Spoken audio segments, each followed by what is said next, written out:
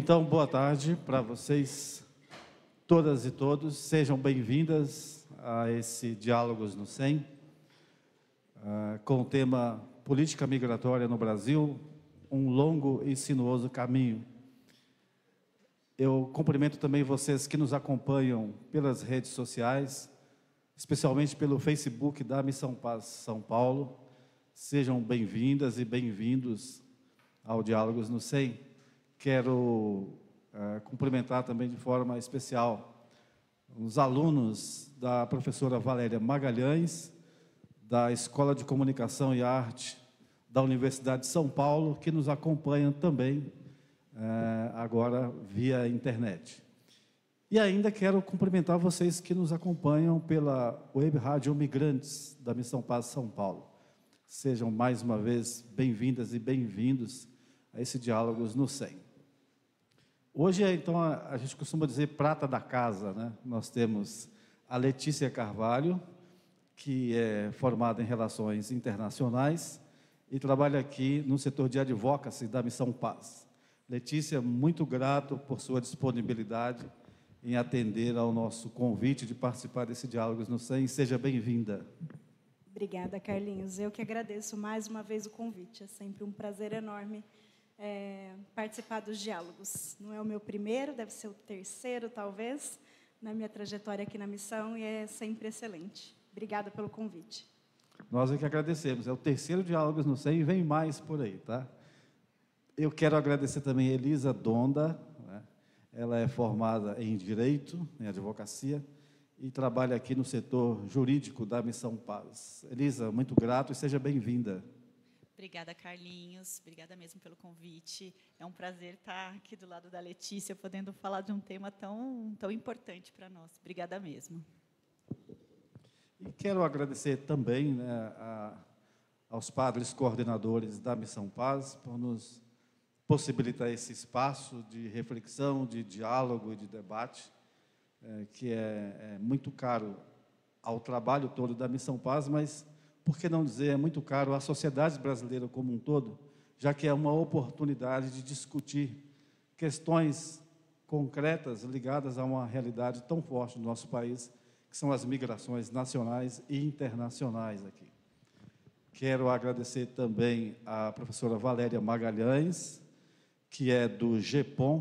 O GEPOM é o Grupo de Estudos e Pesquisas sobre História Oral e Memória da USP Leste. Obrigado, Valéria.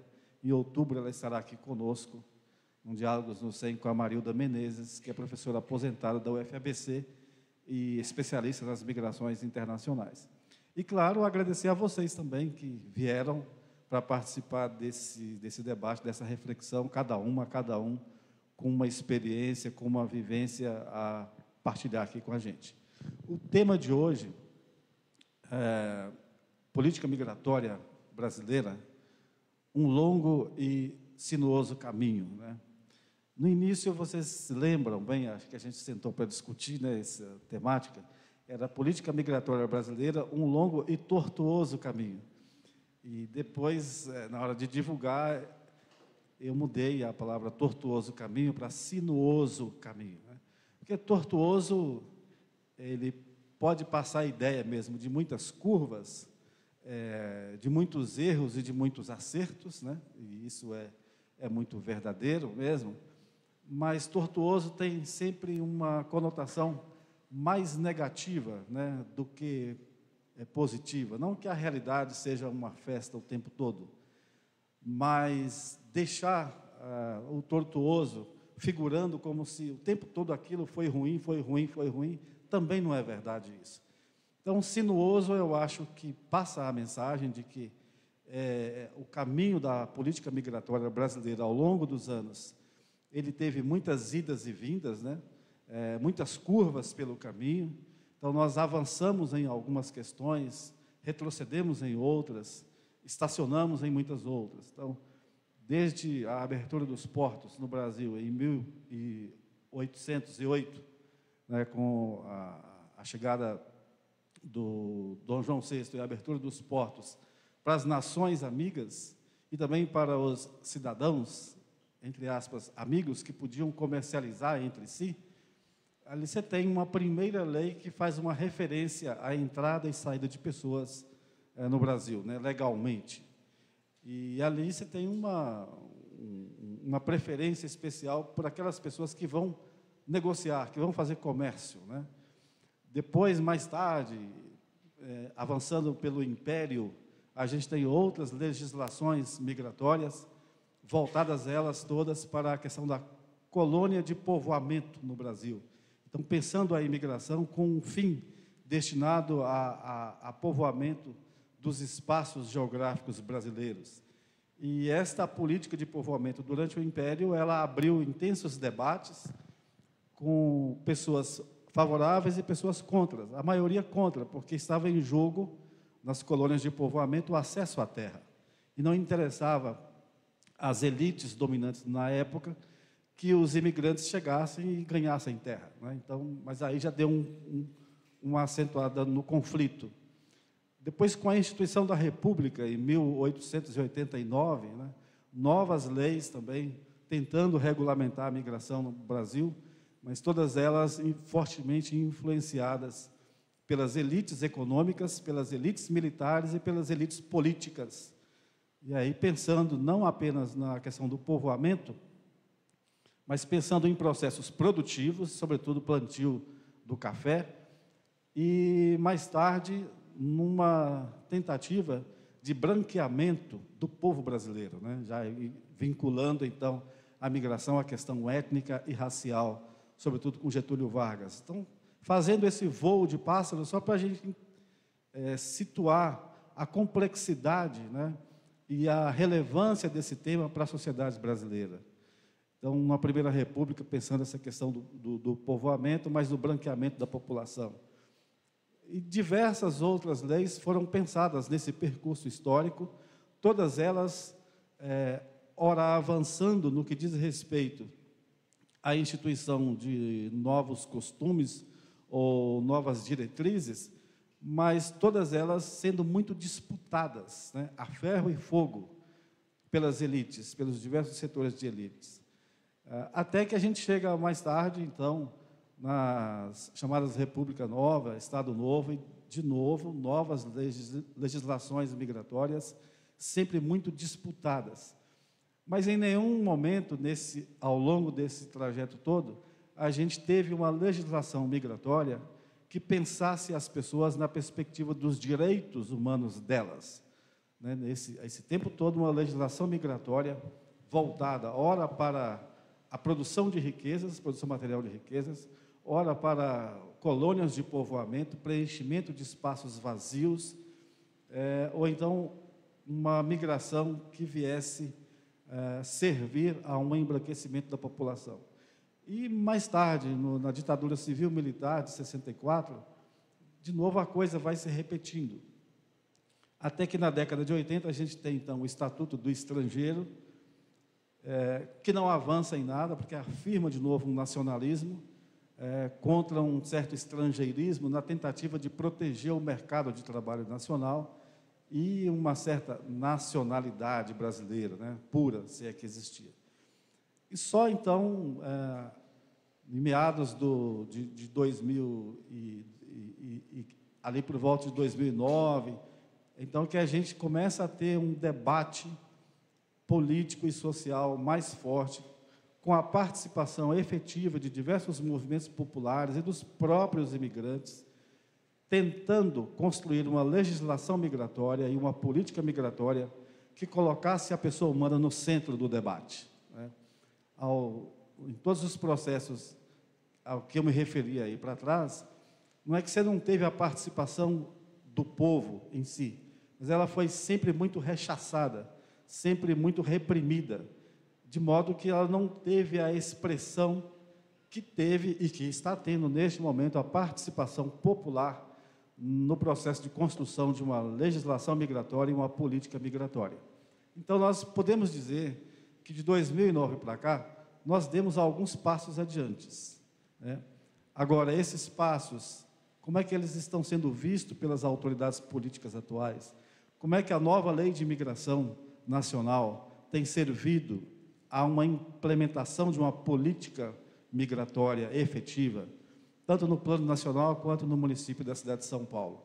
E para nos ajudar a pensar essas questões, sobretudo num bojo em que há influências de países do hemisfério norte sobre a política migratória de países do hemisfério sul, também no bojo de um processo de globalização cada vez mais intenso, em que as pessoas circulam entre o hemisfério sul e o hemisfério norte, na maior parte das vezes escondidas ou na clandestinidade, né, sem nenhum direito legal previsto. Como é que essas leis funcionam? Qual é a perspectiva da garantia de direitos humanos delas? O que a gente pode dizer, por exemplo, das pessoas que estão retidas no aeroporto de Guarulhos, neste momento, num contexto de uma lei de imigração que prima pelos direitos das pessoas? Então, a Letícia e a Elisa Dona talvez vai nos ajudar a refletir. Não necessariamente vamos dar respostas a isso, mas nos ajudar a refletir sobre essas idas e vindas, né? Esse caminho sinuoso da política migratória brasileira, e vocês também aí com os seus comentários e perguntas e experiências. Muito obrigado. Bom, obrigada, Carlinhos, obrigada por essa introdução. O meu primeiro ponto aqui está praticamente feito, que eu estava imaginando fazer, mas tenho alguns pontos a complementar, mas realmente você fez um apanhado histórico importantíssimo para servir de pontapé para o que a gente se propõe a conversar hoje. E acho que antes de eu vir para esse ponto e complementar um pouco aí a fala do Carlinhos, eu queria conversar um pouco com vocês o que a gente pensou para a nossa tarde de hoje. E aí eu parto de uma conversa que tivemos, Padre Paulo, Carlinhos, Padre Alfredinho, eu e Elisa, há um mês atrás, mais ou menos, e em preparação dessa conversa, que eu cheguei para eles e falei assim, então, vamos conversar, porque eu sou, assim, incapaz de falar não para qualquer pedido que o Carlinhos me faça, porque se ele me convidar para qualquer coisa, eu falei, vamos. Antes de qualquer coisa, eu já falo sim, e aí depois eu falo, meu Deus, diante de tudo que eu estou vendo, o que eu vou poder falar? A Veri estava também presente nessa conversa. E eu falei, a gente precisa conversar antes, e assim, eu confesso que acho que nunca foi tão bom ter chefes padres, porque aquela conversa, para mim, foi praticamente uma confissão, realmente, para dizer da angústia, para dizer do que a gente tem visto, né? Acho que o Carlinhos ele faz, né, esse cuidado com as palavras, né, trazer o sinuoso ao invés do tortuoso, para que eu acho que isso é sempre muito generoso da parte do Carlinhos, né? Olhar que né, tem idas e vindas, e, de fato, não vamos tentar aí colocar algo negativo nesse processo, mas acho que o que a gente vai trazer, o que a gente tem visto da realidade, que é o que a gente se propõe a falar hoje para vocês, assim, né? O que a gente está acompanhando a partir desse lugar que a gente está, né? Então, é um pouco tortuoso, já digo de cara, vai ser um pouco tortuoso. E não é uma análise fácil de ser feita em vários sentidos. Acho que não é fácil e não tem sido fácil. No sentido de fato, a gente, né, olhar e ver esse sequenciamento de acontecimentos e conseguir, de fato, analisar com clareza, com lucidez, né, diante do que se coloca.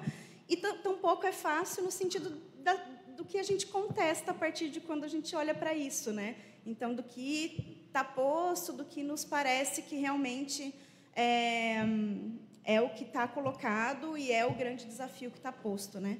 Então, nesse sentido, que é o que a gente se propõe a falar hoje, o que pensamos, e também a partir dessa primeira conversa, né, a gente foi lapidando e entendendo que seria importante nesse processo, nesse debate, né, que a gente coloca aqui hoje, pensamos em fazer esse apanhado histórico. Em primeiro lugar, né, o Carlinhos menciona, existe um aspecto federal de quando a gente fala da política migratória, mas existem aspectos locais também, né? Então existe em outros momentos a gente falou da política municipal aqui em São Paulo, mas, enfim, pela questão do tempo, por uma questão didática, né, a gente entendeu que seria mais interessante a gente trazer para o debate de hoje esse aspecto federativo, né, esse aspecto federal em torno, né, do que a gente chama de política migratória. E aí, nesse processo de lapidação, então, a gente pensou em fazer esse apanhado histórico, que o Carlinhos já fez muito bem, e aí eu parto a partir, né, da gente resgatar um pouco o próprio processo de formulação da lei de migração, aprovação, que já é um processo mais recente, é um processo ao qual eu, Elisa, participamos ativamente, já estando aqui na Missão Paz, Elisa por um tempo em outras instituições e agora voltando, e que muitos daqui que estão nos vendo, que estão aqui presentes, também participaram ativamente, né, é uma realidade aí que vem de 7, 8 anos, né, com a aprovação da lei de migração. E, num segundo momento, a gente partir para um caminho de falar um pouco de uma diferenciação, mas de uma distinção do que a gente viu, da política nacional de migração, refúgio e apatridia. Então, essa política com P maiúsculo, que a gente tem ouvido falar que está sendo elaborada, está sendo feita, existe processo de comigrar, teve portaria do Ministério da Justiça. Então, assim, essa política nacional, que é o que a gente não tem, né, que é a tal da regularização do artigo 120, que tanto a gente espera desde a aprovação da lei de migração, e o que a gente tem de ações concretas que estão existindo por parte do governo federal, que estão sendo feitas, que vêm sendo feitas, então, que não é a política com P maiúscula, mas que são ações concretas que a gente tem visto no campo migratório, né, que a gente tem sabido aí pela vias dos jornais, e nós aqui, no caso, trabalhando aqui de dentro, vivendo, interagindo e vendo os entraves, as dificuldades que elas perpassam. Então, é esse o caminho. Eu sempre gosto de começar por aí, porque, enfim, nunca é um tema simples, né, é um tema que é de idas e vindas, que às vezes tem algum termo técnico. Acho que a gente vai fazer um esforço pessoal aqui, né, de simplificar a linguagem, de não ficar falando número de portaria, não ficar falando número de decreto, porque isso tudo, né, mas realmente conseguir traduzir, fazer essa leitura, né, da conjuntura de uma forma, acho que vai ser o primeiro momento público assim de diálogo, né, que eu e Elisa a gente vai falar com um público mais amplo do que ali, as nossas parcerias, as nossas organizações parceiras com quem a gente tem atuado e tem, enfim, elaborado documento, participado de reunião, pedido reunião com o governo. Então, o que a gente vai tentar fazer é essa trajetória, contar um pouco para vocês isso que foi acontecendo. E também, acho que a nossa ideia, né, também é da gente se complementando. Acho que os trabalhos meu e de Elisa aqui, eles são trabalhos que se complementam, mas são trabalhos distintos. Eu fico com esse foco, né, no advocacy, na política, em acompanhar esses processos, e a Elisa, uma vez que faz atendimento jurídico, que está exatamente na ponta, está fazendo atendimento, está lidando diretamente com essas normas, essas normativas que vão saindo, também tem uma percepção e que isso se complementa. Então, um pouco essa ideia de a gente jogando a bola uma para a outra e né, eu ir conduzindo e a Elisa ir sempre complementando, e a gente vai trazendo esses elementos. Então, acho que esse seria um pouco, essa foi a ideia que a gente queria trazer para vocês, e também não dá para a gente, né, deixar de falar aqui sobre essa lente, né? Então, isso é importante para a gente que isso fique muito claro, que a gente está falando a partir dessa perspectiva, né? Então, a gente está olhando essa realidade com os óculos da Missão Paz, com os óculos, com essa lente de nós que estamos aqui trabalhando nesse contexto, que é Missão Paz, que é Baixada do Glicério, que é atendimento direto, que é uma organização de mais de 80 anos, que é história, que é luta, que é, né, longa trajetória de defesa de direitos humanos, de defesa do direito de migrar das pessoas. Então, são esses óculos que a gente está usando. Talvez com o mesmo tema, com um nome diferente, possivelmente, mas se o mesmo tema for ser debatido e falado por outros por outros atores ou pelo próprio governo, pode ser que o que seja colocado venha de uma perspectiva diferente. Então, o que a gente também gostaria, parece que isso é subentendido, mas eu acho que a gente está em tempos de que algumas coisas óbvias a gente precisa reforçar, porque as interpretações, sobretudo em campo de internet, né, as interpretações, elas, enfim, a gente vive são muitas as crises. A crise de interpretação de texto, ela também está posta, né? Entende tantas que a gente tem visto, a de interpretação, ela também, ela está muito presente. Então, acho que eu consegui resumir, né, Elis, um pouco da nossa conversa e do que a gente gostaria de trazer. Perfeito, Lê, perfeito. Acho que a gente pode começar falando um pouquinho da história recente, né, da Lei de Imigração até agora. Aí você gostaria de continuar com essa pauta? Acho que seria interessante. Bom, sim. Eu acho que, de fato, assim, né, o que o Carlinhos trouxe, vem esse encadeamento histórico. Ele veio da República, né? Eu acho que ele só pulou a Constituição Federal de 88 e eu queria voltar nela, né? Porque antes, né, teve o Estatuto do Estrangeiro e tivemos a Lei de Imigração e no meio disso tivemos a Constituição Federal, que é, né, esse processo de redemocratização e esse primeiro marco, que é o artigo 5º da Constituição Federal, que ele segue sendo muito caro para a gente, que ele traz o quê? Ele traz o reconhecimento da igualdade de direitos entre pessoas nacionais e não nacionais. Então, essa é a nossa base, e é a partir disso que todo o debate, né, que a gente fez também falando, né, de renovação da Lei de Imigração, de revogação do Estatuto do Estrangeiro, e entendendo que a Lei de Imigração foi uma das últimas, se não a penúltima, se eu não me engano, legislação da ditadura militar que foi revogada no Brasil, muito tardiamente, 27 anos depois, né, da edição do Estatuto do Estrangeiro.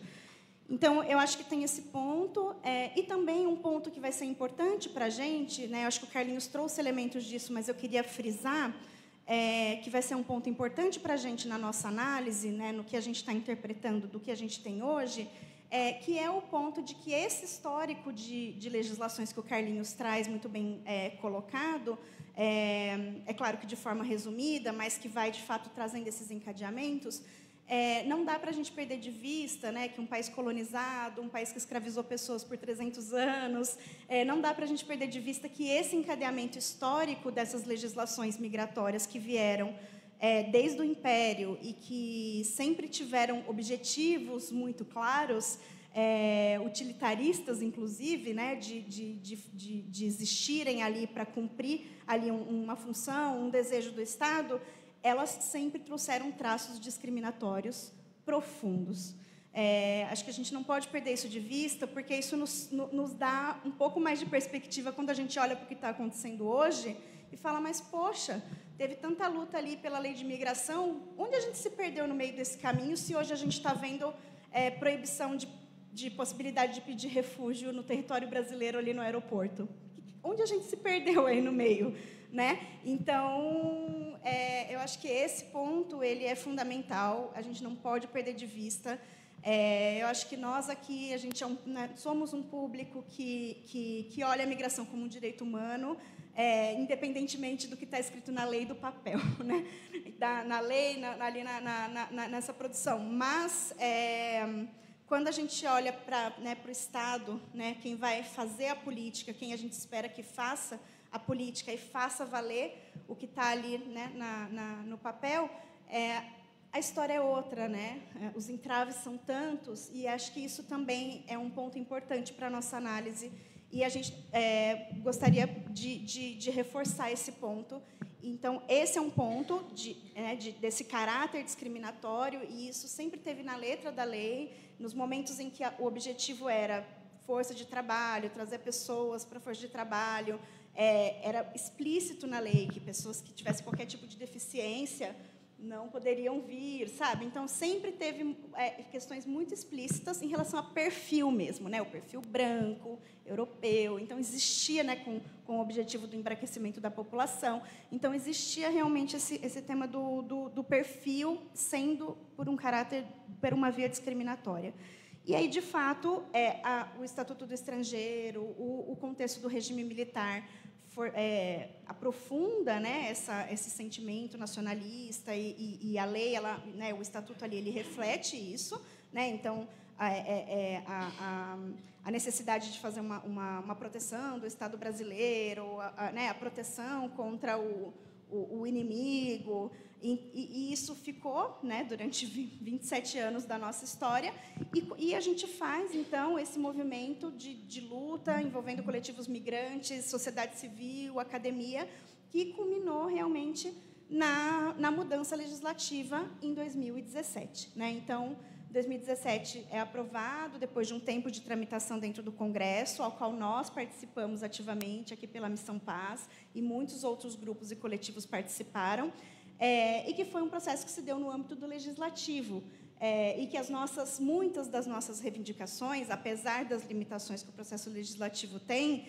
apesar de ter tido uma ruptura política institucional em 2016, que foi o golpe, que foi o impeachment da presidenta Dilma, essa lei ali, naquele momento, havia a conjuntura, havia, né, uma conjuntura que proporcionou que essa lei fosse, de fato, aprovada. Em 2016, regulamentada durante o ano de 2017, ou seja, já no governo Temer, e entra em vigor em novembro de 2017. Então, o que a gente tem hoje é esse Brasil com essa lei aprovada, que foi regulamentada pelo governo Temer, passamos por 4 anos de governo Bolsonaro, por uma pandemia, e chegamos agora ao governo Lula, e a gente tem visto alguns desdobramentos. Acho que do histórico, perpassei aí. Nossa, perfeito. Gente, que apanhado histórico, pelo amor de Deus. Carlinhos e Letícia, incríveis. E a gente percebe que todo esse caminho que o Brasil percorreu, o caminho que nós percorremos durante todos esses últimos séculos, em nenhum momento teve uma justiça de transição. Em nenhum momento o governo, as instituições públicas pararam para refletir quais eram seus papéis perante aquela nova legislação, aquela nova determinação, principalmente, né, perante a nova Constituição Federal. Qual foi o desdobramento? Qual foi a justiça de transição que foi feita? Qual foi o pensamento crítico que foi feito por parte do governo? Lógico, guardadas as devidas proporções e toda a evolução que nós tivemos ao longo desses últimos anos de Constituição Federal no Brasil, mas isso nunca foi feito. Nós tivemos depois a revogação do Estatuto do Estrangeiro e a nova Lei de Imigração, e qual foi a transição que foi feita nesse momento? Lógico, nós tivemos um golpe no meio do caminho, nós tivemos a manutenção, né, de muitas visões do governo nesses últimos 6, 7 anos, que culminam no que nós temos hoje. Quando teve o golpe, ou iminências de golpe, muitos funcionários, servidores públicos, cargos comissionados, foram desligados, substituídos, transferidos. E eu acho interessante que nós só observarmos os técnicos que compõem hoje o governo, muitos extremamente competentes, mas outros que lidam diretamente com a migração, talvez não, nesses últimos 7 anos não tinham tanta aptidão, vontade ou empatia para poder desenvolver a política migratória. No entanto, que nós estamos nesse governo agora tentando construir ainda a política migratória, algo que deveria ter sido feito nas iminências da aprovação da lei, porque seria óbvio, né? Como a Letícia estava falando, a gente trata essa política migratória com um P maiúsculo, sendo um grande guarda-chuva, sendo as diretrizes do governo para qual deverão ser seguidas as outras legislações, os serviços técnicos, os outros parcerias com o Estado, o município, como que elas vão se reger do ponto de vista da migração, que é o que nós estamos tratando aqui agora, como que os serviços, as ações, os planos de ações, eles vão se fazer a partir de agora, como que vai ser revisto o que era feito e como que vão incluir a migração, por exemplo, na questão de abrigamento, como que vão incluir a migração com relação aos serviços de saúde. Localmente, nós temos várias respostas, mas, do ponto de vista federal, que é essa política com P maiúsculo, nós não temos. Existe esse processo de construção que foi retomado agora, e existe essa questão que nós estamos vendo, dessas ações concretas que o governo está sendo feito, que a gente chama, né, com política migratória com P minúsculo, né, mas que são políticas que são concretas, efetivas, determinações, portarias, resoluções, enfim, todas as diretrizes que eles estão tomando por parte de alguns ministérios, mas, enfim, a política mesmo, esse grande guarda-chuva, esse grande objetivo, essa grande diretriz nacional, isso ainda está sendo construída. Acho que é importante retomar também, Lê, aquela parte dos grupos de trabalho do começo desse governo que nós temos agora, né? Então, eu acho que também é isso, né? Então, nesse ponto, acho que, né, partindo desse histórico e entendendo, né, essa ausência de transição que a gente teve, vamos olhar então para essa história mais recente, né, que é o que a gente tem de mais concreto, é o que quem trabalha com migração, quem está, né, no campo ou estudando ou trabalhando diretamente, tem ouvido falar a partir de janeiro de 2023, assim, né? Então, e aí por que a gente vai vir? Eu acho que pulamos, né, esse período da pandemia. O que fizemos naquele momento, né? Eu acho que quem trabalha na ponta viu inclusive talvez pela ausência da política, né, e por tudo que a gente viveu na pandemia, mas um desamparo total e absoluto né, para as pessoas, para os migrantes, principalmente em situação de vulnerabilidade, os serviços se voltando e se direcionando para esse atendimento mais emergencial, para a distribuição de cestas básicas, uma longa luta também para acesso ao auxílio emergencial, que sempre foi tão mais complicado para os migrantes, embora sempre soubemos que teriam direito a acessar também, mas sempre tantos entraves burocráticos.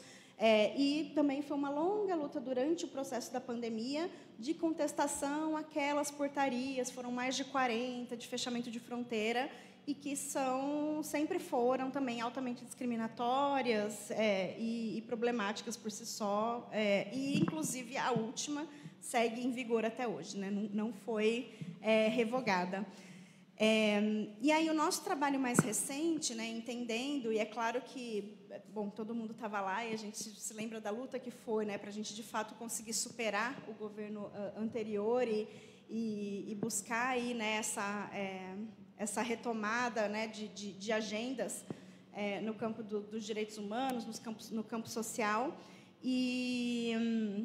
Então, começa, e desde o governo de transição, então, uma vez eleito, né, o governo Lula, monta-se o gabinete de transição, e desde esse momento a gente faz o documento, eu até trouxe ele aqui, porque se caso vier alguma pergunta nesse sentido, mas, assim, a gente faz o documento com temas prioritários para as migrações, um documento de mais de 13 páginas, e, de fato, que a gente coloca ali os principais gargalos que a gente sempre veio observando no campo das migrações, né? Então, começa por aí, a gente trazendo esses pontos nesse documento, e é claro que a regulamentação do artigo 120 sempre esteve aí, né? Nesse entendimento, assim, né, de aprovamos uma lei, não houve conjuntura, não houve possibilidade, né, de regulamentação do artigo 120, de criação de uma política. E isso precisa ser feito, assim, isso já, né, isso está muito em atraso, e sabendo, de fato, da importância de que haja uma política e diretrizes. Hoje em dia, né, o contexto do Brasil, hoje, também pós-migração venezuelana, é um contexto muito distinto, né?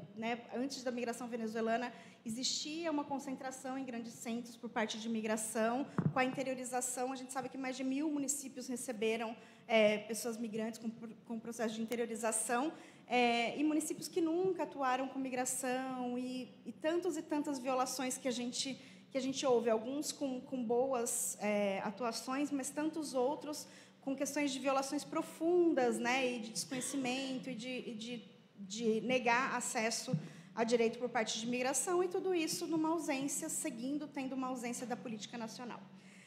E aí o que né, veio acontecendo do ano passado para esse, e um pouco por onde a Missão Paz, né, foi atuando, ou sendo convidada a atuar, ou entendendo a importância da Missão Paz estar próxima do processo, foi desde da portaria, né, teve em janeiro de 2023, o Ministério da Justiça publica uma portaria criando o grupo de trabalho para elaboração da política nacional dessa política migratória de migração, refúgio e apatridia. E essa portaria ela inclui a revisão do decreto. Então, lembrando que aquele decreto que regulamenta a lei, que foi escrito pelo governo Temer e que já trouxe muitos pontos problemáticos, que a gente sempre pontuou, desde aquele momento, né, inclusive, ele contraria a lei em muitos pontos. Na nossa opinião, ele deveria ter sido o primeiro passo, né, para a gente começar a dar os próximos passos em relação à construção de uma política. Precisaria rever o decreto, algumas portarias, algumas questões que já estavam fazendo a lei ser aplicada na prática e que estavam ruins, e que seguem ruins, e que seguem problemáticas, e que seguem violando direitos, né, e que seguem, muitas vezes, contrariando a própria legislação. Aquela portaria, naquele momento, previa isso. Mas, logo em seguida, a gente já viu que, quando foi dado o cronograma, criados os grupos de trabalho, então, por uma metodologia do governo, né, a gente entende que a gente manda as nossas sugestões, como sociedade civil, mas quem faz a política pública, de quem é prerrogativa de fazer política pública, é do governo. Então, né, as coisas vão se impondo e a gente vai se adaptando conforme a metodologia vai sendo posta. Já havíamos sinalizado a necessidade de ajuste de tantas normativas, de revisão do decreto e, enfim, esperando algum tipo de devolutiva do Estado, mas o que veio naquele primeiro momento foi: vamos construir a política nacional e fazer a revisão do decreto. A gente falou: ótimo, contem conosco, estamos aqui, temos documentos escritos, análises feitas, estamos aqui para isso. Nesse meio tempo, no início de 2023, fazemos uma ida conjunta a Brasília, e eu acho que esse ponto também é interessante trazer para vocês, porque com as organizações parceiras da Missão Paz, Conectas, Caritas São Paulo, Caritas Rio, Instituto Migrações e Direitos Humanos lá de Brasília, a gente faz essa primeira ida para conhecer os atores. Isso a gente sempre fez antes da pandemia, né, depois, na pandemia, a gente não podia viajar, mas a gente fazia isso frequentemente, de idas a Brasília. Existe uma dinâmica do Congresso Nacional, de necessidade que a gente ia, mas, com o Executivo, era sempre manter os contatos atualizados, nos apresentar nosso trabalho. Então, a gente faz isso. O governo está começando, as pessoas estão ali, né, se acomodando ali nos seus cargos, cria-se um ministério novo, uma secretaria nova, uma coordenação nova, então, a gente vai realmente para fazer essa apresentação. E todas as pessoas com quem a gente conversou naquele janeiro de 2023 já não estão mais no governo, né? E acho que esse é um ponto que, ou se estão em outra posição, né? Então, esse é um ponto que vai aparecer para a gente, né? Que é essa descontinuidade e como isso prejudica também o processo. Então, da política nacional foi isso, assim, dá essa portaria, fala que vai se escrever a política nacional, cria os grupos de trabalho. Nós, como Missão Paz, somos chamados para participar de um desses grupos. E, quando a gente vê o cronograma, a gente já vê um cronograma muito apertado. Assim. O cronograma ele previa que a política estaria pronta até maio de 2023. Com a complexidade do tema de migração, a transversalidade que o tema tem, a quantidade de temas a serem abordados, a gente já percebeu que seria um processo muito acelerado, assim, né? E, embora, né, houve, né, esse processo de vamos fazer a escuta, mandem contribuições, mais de 1.400 contribuições chegaram ao Ministério da Justiça, para que, com base nisso, eles começassem ali a escrever o texto da política. E, em seguida, a gente já começa a ouvir, que daí veio ainda naquele ano, a Comigrar, que foi também um processo que muitos daqui participaram. Eu não sei se você quer fazer algum comentário em relação ao tema da política, e aí depois a gente fala um pouquinho da Comigrar. Sim, sim. Então, vocês percebem, né? Existe essa falta de limites, não, porque nós não temos essa política. Então, desde da Operação Acolhida, de todas as operações que nós vimos desde a pandemia, principalmente com aquelas portarias que eram extremamente restritivas, a falta da política, a falta de uma diretriz ou a falta de uma base legal, né? Ou, enfim, legal nós temos, mas a falta do cumprimento da base legal, por exemplo, da Lei de Migrações, culminou nesse processo. Nesse governo que nós temos, essa retomada desse governo mais progressista, nós percebemos que existia uma esperança, o ano passado, de que a política migratória voltasse a ser construída, né, por todos nós, voltasse a ser construída por pessoas interessadas, né, já que muitos técnicos foram chamados para compor o governo, principalmente dos ministérios mais engajados com a questão migratória. Nós percebemos essas chamadas também com questão aos grupos de trabalho, em que pese esses cronogramas bem apertados, e até hoje nós estamos esperando esse maio de 2023. Até hoje nós estamos esperando essa conclusão da política migratória. Com relação à Comigrar, ela começou a ser divulgada o ano passado, né? Todas as conferências, pré-conferências aconteceram esse ano, só para a gente lembrar e se situar no tempo, mas as chamadas começaram o ano passado. Em setembro do ano passado, nós tivemos a primeira chamada para preparação e pensar a Comigrar, de como ela seria feita em 2024. E a Comigrar é interessante pensar, porque, lógico, houve muito engajamento, houve muita participação, principalmente das associações de imigrantes, que até então, na lei passada, no Estatuto do Estrangeiro, elas eram proibidas de existir, apesar de que muitas batalhavam, militavam e existiam, mas muitas, isso não era tão permitido pela nossa lei, e agora, com a nova lei de imigração, isso sim é permitido, e houve um engajamento. Vocês viram a quantidade de pré-conferências, acho que foram mais de 100, né? Com a quantidade de pré-conferências no Brasil inteiro, e interessante a quantidade de propostas escutadas por parte dos migrantes, das associações, por parte das organizações da sociedade civil e por parte do governo, de todas das 3 esferas, né? Um outro ponto também que nós vemos nisso é que a elaboração dessa Comigrar, ela parte muito mais para um plano de ações. Como que a gente faz um plano de ações sem uma política nacional? Quais são os limites, quais são as diretrizes, quais são os objetivos? Como que a gente já parte para esse processo? Como que a gente pula a etapa anterior e já vai para um processo de construir um plano de ação? Sabendo ainda que a Comigrar ela foi revogada, né, Lê? Revogada não, ela foi adiada. Sim. Então, eu acho que esse é um ponto, realmente, né, que vem dessa história recente e já nos coloca aí esse ponto de preocupação real, né, para a gente que trabalha, para a gente que espera, né, ver o resultado da política nacional.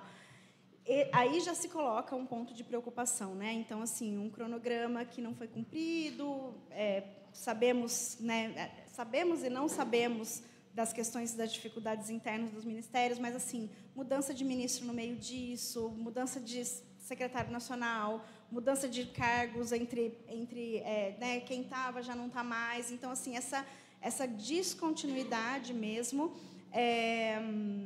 e uma sensação de falta de transparência também, a gente não entender o que mudou, né, o que aconteceu, o que foi feito com aquele tanto de consultas que foram feitas, de propostas que foram recolhidas, né, se isso está sendo levado em consideração ou não, completamente sem nenhuma devolutiva, né, e o processo mesmo, assim, vamos fazer uma Comigrar para, né, ouvir, né, fazer os processos de escuta.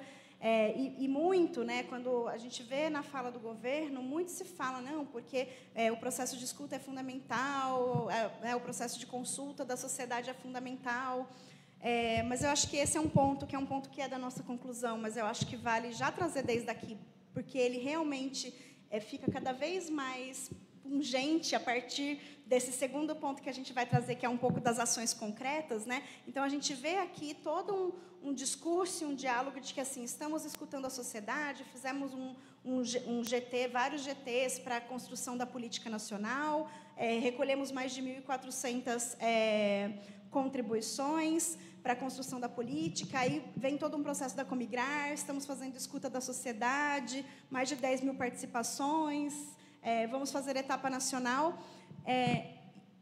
e isso tem nos parecido, quando a gente olha para o que concreto está saindo, que tem sido um processo de uma retórica profunda, assim, né? Estamos ouvindo, e, de fato, a gente não sabe o resultado disso, assim, não sabe o caminho. E muito mais profundo do que isso, que nos comprova que essa retórica de que estão nos ouvindo, ela se comprova, porque o que a gente vê, e agora já entrando para a última parte da nossa fala, é o que a gente está vendo de ação concreta, o que a gente está vendo de fato que está sendo feito, que está colocado, que está saindo em portaria, que cumpria, vinha dentro de pedidos nossos, que poderia, de fato, resolver questões práticas que no dia a dia a gente vê. E aí sai uma portaria, já vou começando a entrar nos exemplos, né, pelo adiantado da hora, mas tema de reunião familiar, de acolhida humanitária, a própria portaria para regularização migratória de pessoas da comunidade de falantes de língua portuguesa, que também era algo que a gente esperava, né? Quando essas políticas, né, essas ações vêm, essas portarias vêm, os entraves burocráticos são tantos que o acesso a esses direitos eles estão inacessíveis.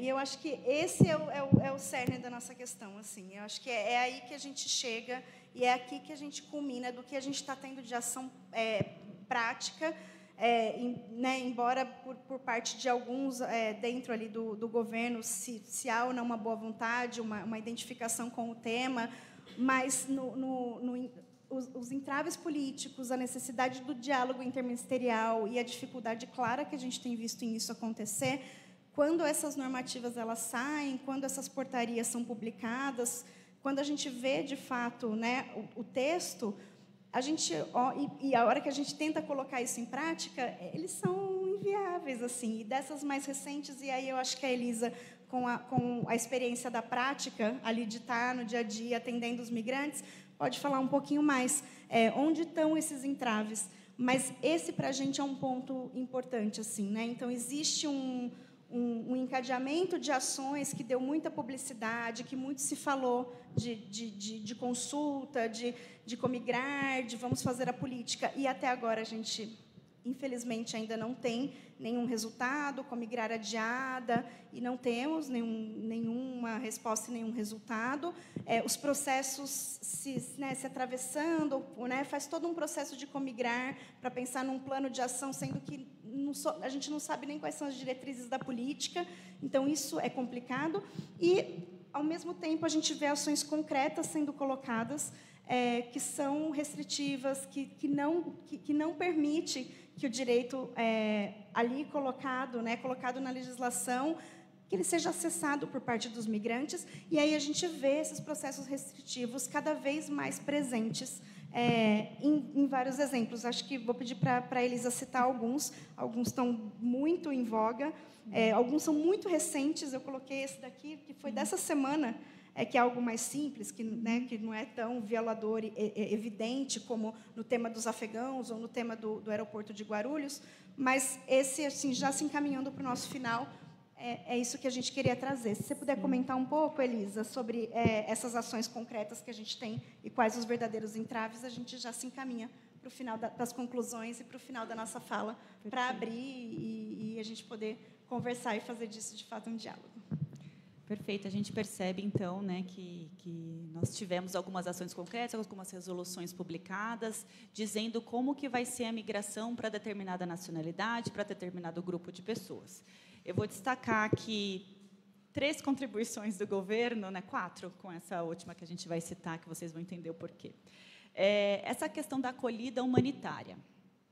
Foi uma luta, né, para incluir essa temática na lei de imigração, porque não existia, foi algo criado pelos grupos, né, ou pelos ministérios antes da vinda da lei de imigração, e agora nós temos essa possibilidade de obtenção de visto e de regularização migratória aqui no Brasil com base nessa acolhida humanitária. Porém, essa acolhida humanitária ela é direcionada a uma nacionalidade.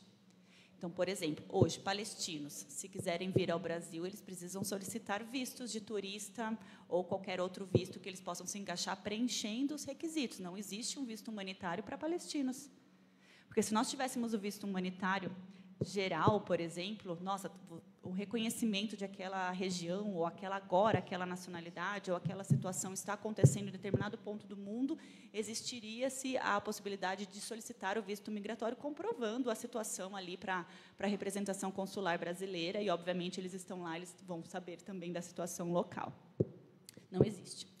Nós temos para algumas nacionalidades apenas.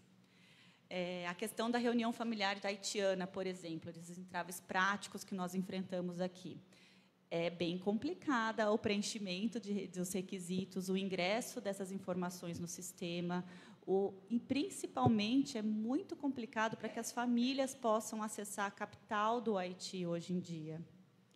Porque esse acesso à capital, em virtude da instabilidade política, da insegurança, que, na verdade, não existe nenhuma segurança hoje em Porto Príncipe, impede que muitos familiares consigam acessar a capital. Muitas vezes, eles precisam ir até outra representação consular brasileira para obter esse visto ou solicitar esse visto.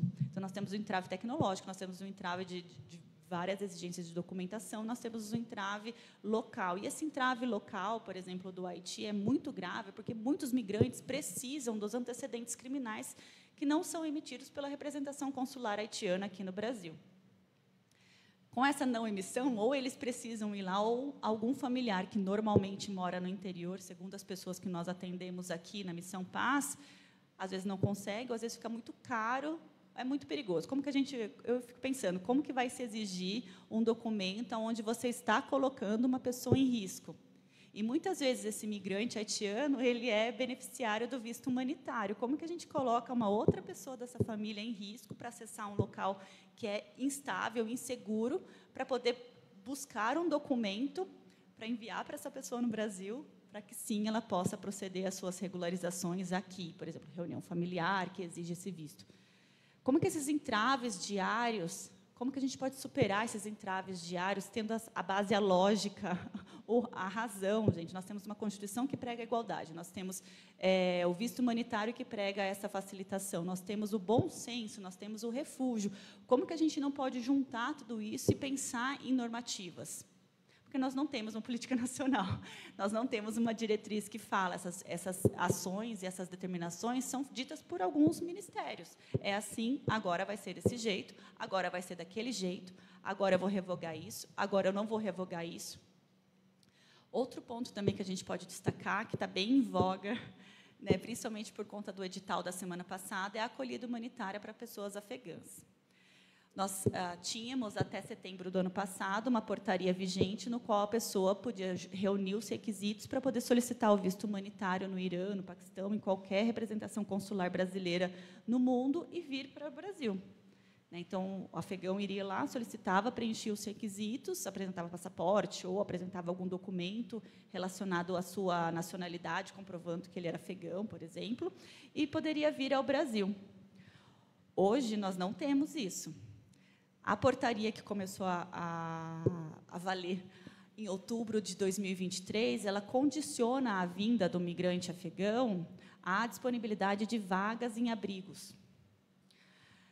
Essa disponibilidade, além de outras restrições, que a gente também tem um documento sobre isso, uma nota pública sobre isso, com todas as recomendações, inclusive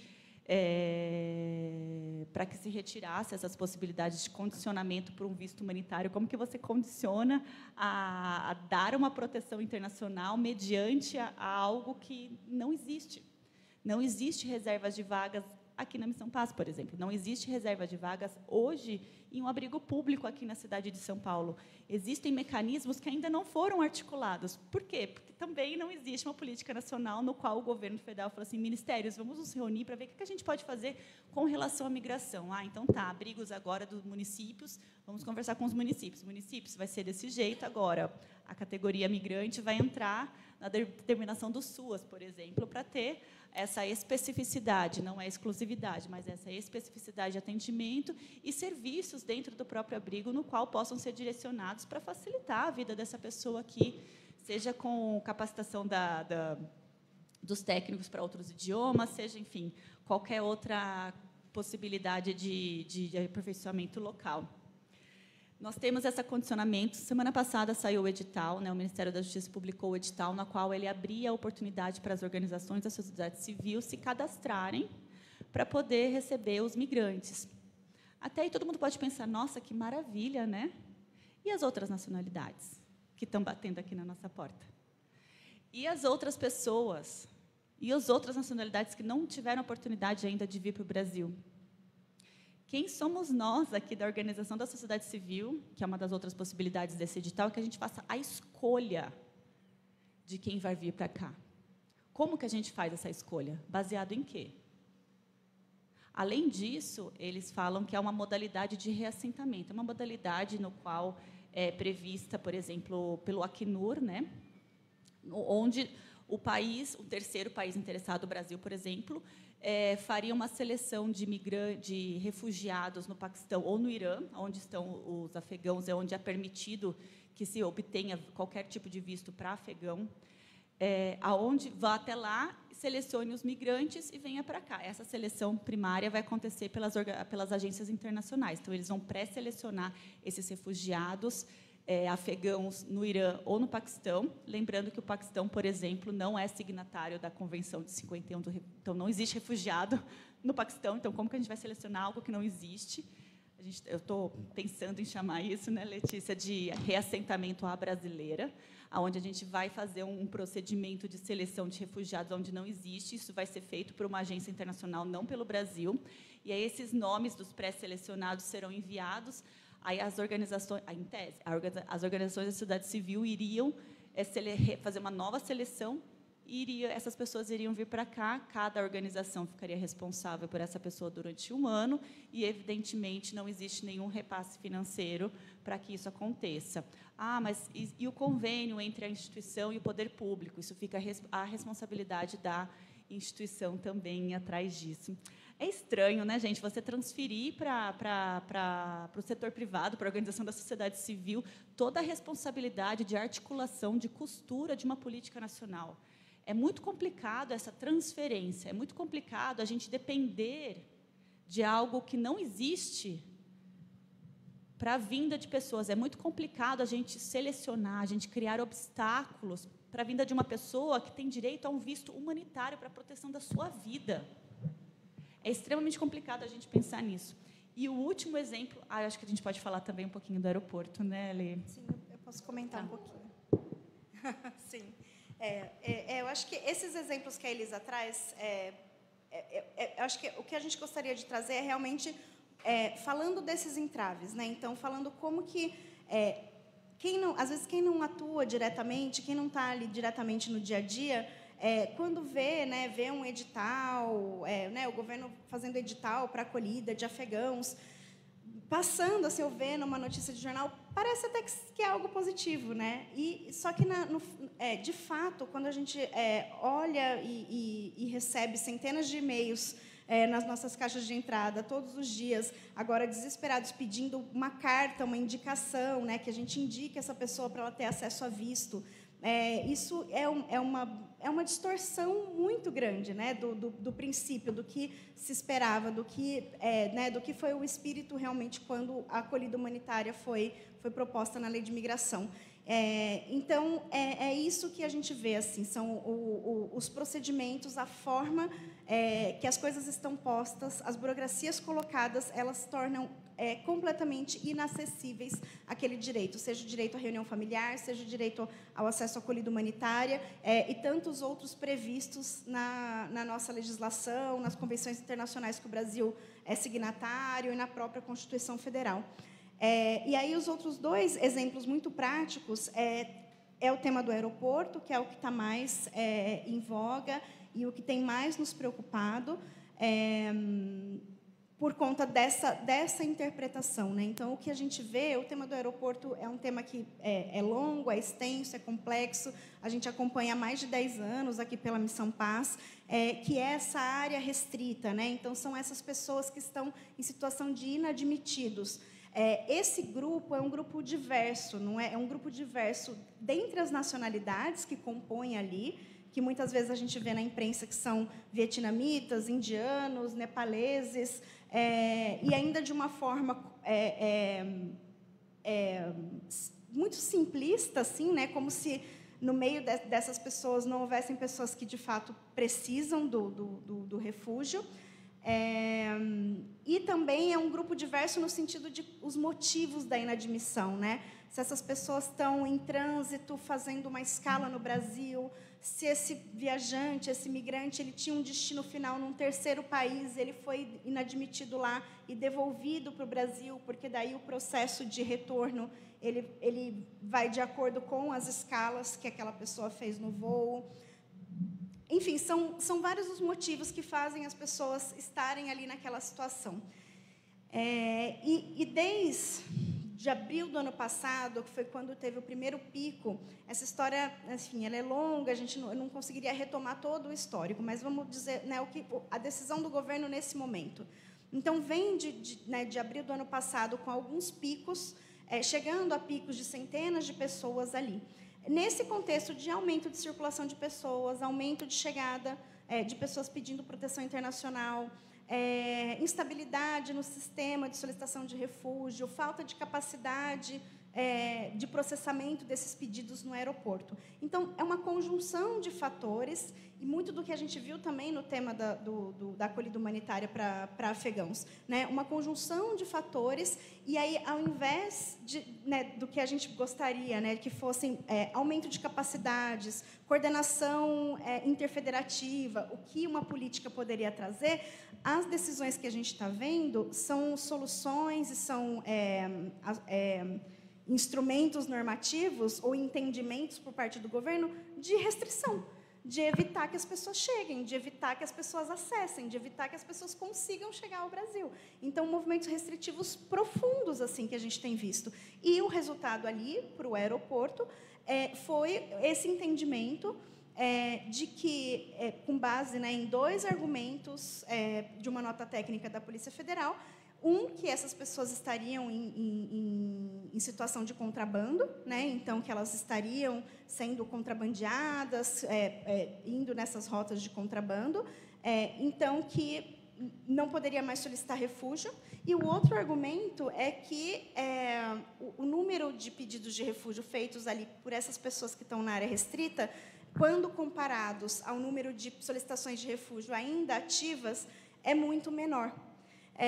E então esse número se perde, e aí vem outro argumento, algo que a gente também ouve falar, que é essa ida ao norte, né? Então que eles estão usando o Brasil como trânsito e aí se colocando em risco na selva de Darién para fazer a travessia, para seguir ao norte.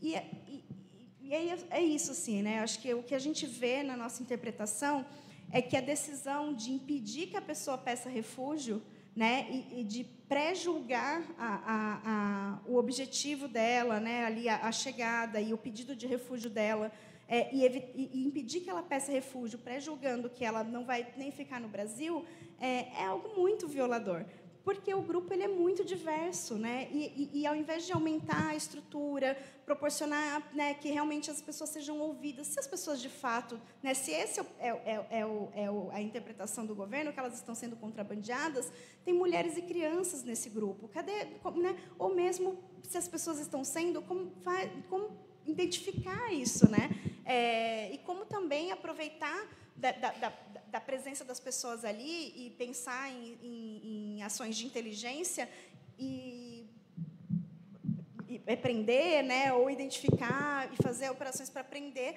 os contrabandistas, né, e não colocar de fato em cima das pessoas essa punição, né, de não poder mais pedir refúgio no Brasil.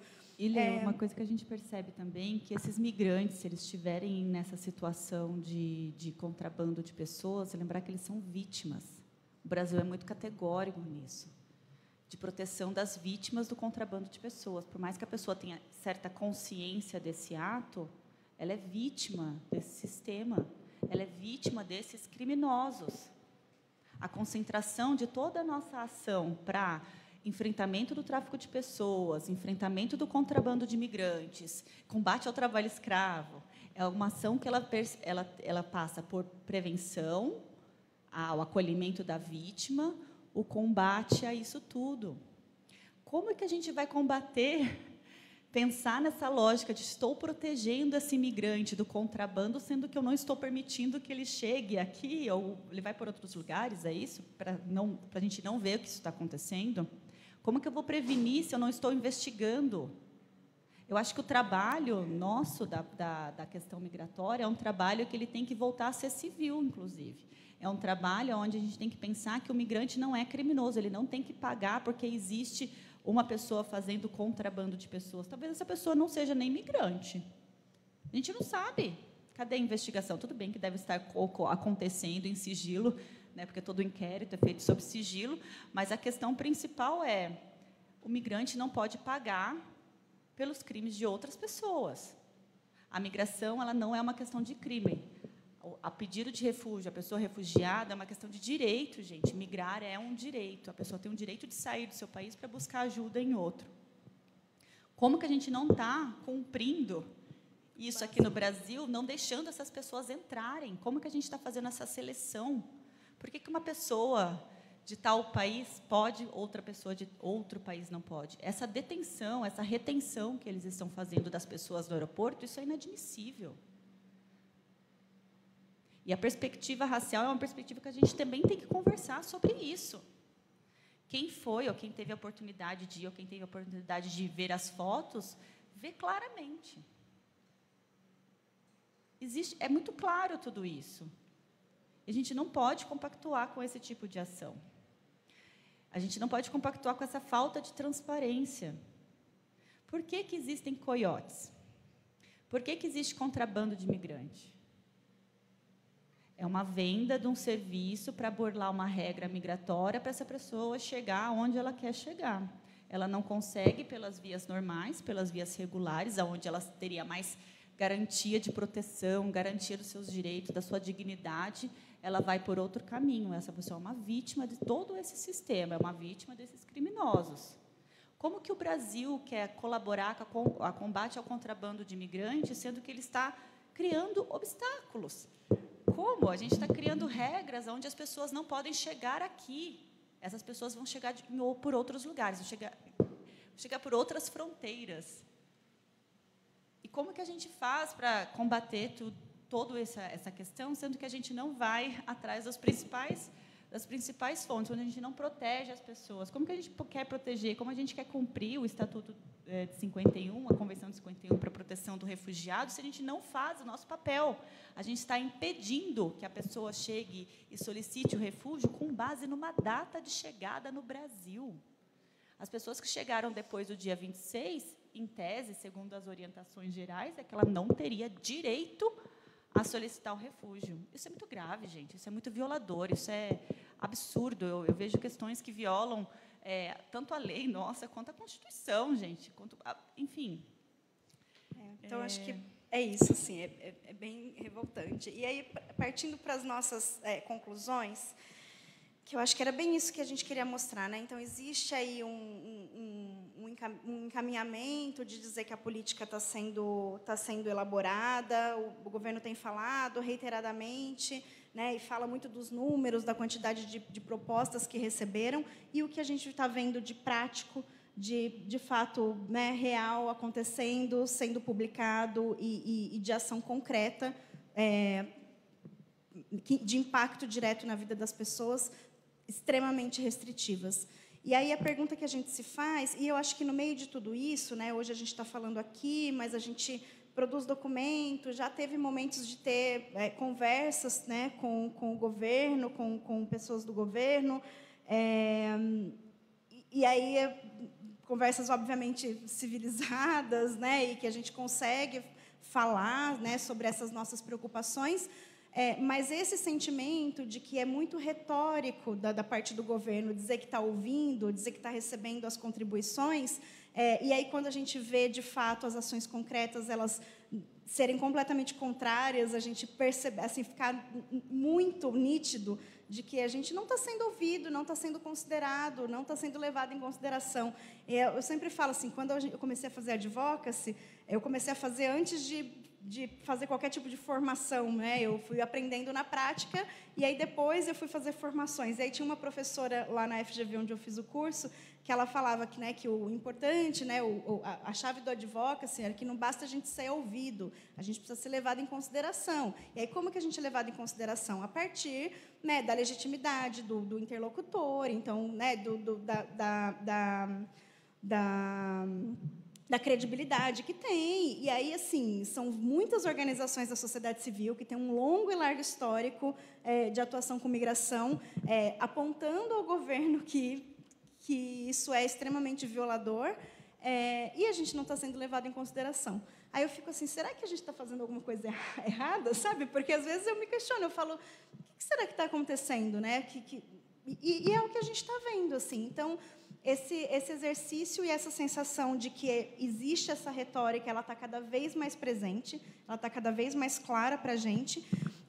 Outro ponto, né, de conclusão que a gente tem é que, de fato, essa ausência da política ela tem sido absolutamente problemática, no sentido de que os processos eles são extremamente subjetivos, com falta de transparência, e estão vindo colocados de uma forma restritiva.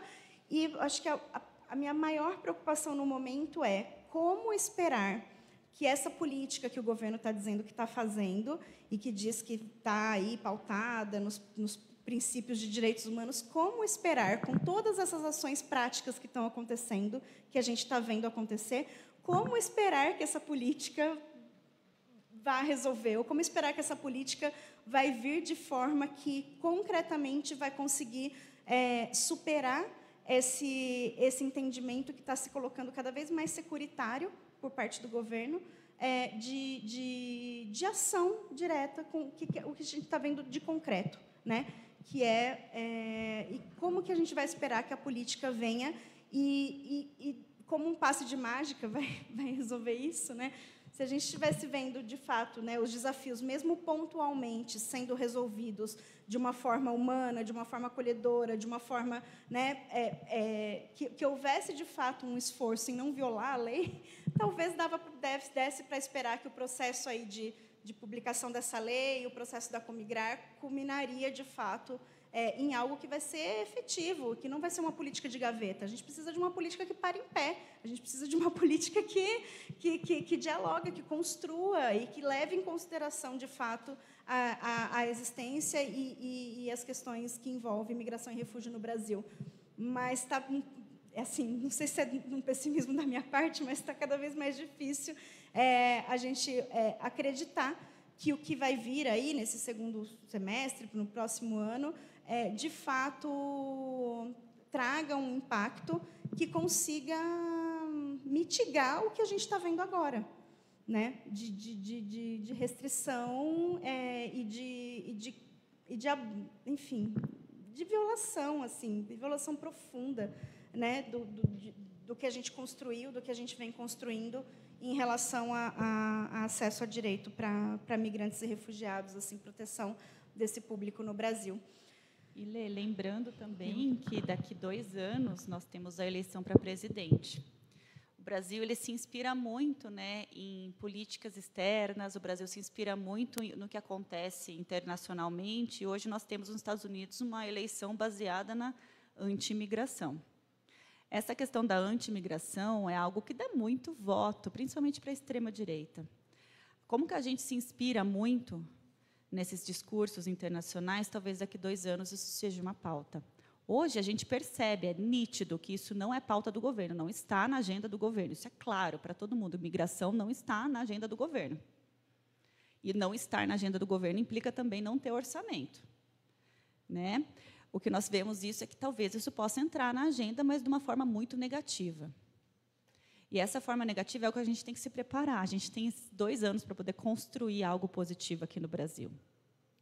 Para superar essa falta de transparência dos ministérios, para superar essa incapacidade, né, às vezes, que nós vemos das pessoas terem empatia para a construção de resoluções que não sejam contrárias aos direitos humanos, né, porque a ausência de uma política migratória ela é preenchida por essas ações concretas que elas são extremamente contraditórias, extremamente contrárias aos direitos humanos, extremamente contrárias à lei, gente, porque se a lei prega a proteção dos direitos humanos, essas restrições elas não estão seguindo o que está posto lá. Se o governo continuar nessa retórica do que estamos ouvindo vocês, mas definitivamente não considerar o que a gente está falando, não que tenha que acatar tudo, mas que não tenha um diálogo de fato de construção coletiva, e que muitas vezes, na verdade, nós percebemos nas reuniões que o governo sempre fala, mas tudo isso daqui foi construído, nós ouvimos vocês, sempre existe um embasamento por parte do governo que conversaram com a gente antes, como se essa conversa anterior tivesse sido uma anuência. E não é. Isso é muito claro. Então, ou acho que, superando um pouco o pessimismo daquilo que a gente está fazendo agora, eu acho que o único convite que a gente pode fazer é da gente atuar em rede. Né? Nós temos vários parceiros que estão junto conosco há muitos anos, há muitas décadas, inclusive. Nós temos uma equipe incrível de trabalho aqui na Missão Paz. Né? Nós temos a Letícia aqui, que é incrível, gente, na análise da nossa política, nessa construção do advocacy aqui pela migração. Eu acho que, trabalhando em equipe, mostrando essa força da sociedade civil, eu acho que a gente tem uma chance de poder conseguir algo mais concreto no atual cenário que nós temos. Acho que, da minha parte, é isso mesmo. Passo a palavra para o Carlinhos, para fazer suas considerações também, seus adendos, suas contribuições. É sempre muito bom te ouvir, Carlinhos. E também acho que a gente tem uns minutinhos aí, a gente começou um pouquinho atrasado, acho que a gente ainda está, né, aí dentro do cronograma. Então, também, né, ouvir um pouco das reflexões, se tiver perguntas, para a gente contribuir e ampliar aí o debate. Muito obrigada.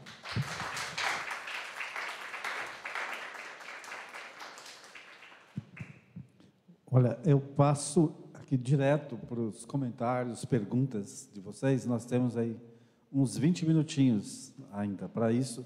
Então, eu peço que as perguntas, comentários sejam feitos em bloco, tudo bem? E peço que vocês venham fazer aqui no microfone, porque a gente está transmitindo para o Facebook, para o rádio e para o YouTube. Então, quem está do outro lado precisa ouvir o que vocês vão perguntar. Por favor, Samuel. Então, a Ana também já pode se preparar. E quem mais quiser comentar, Berenice.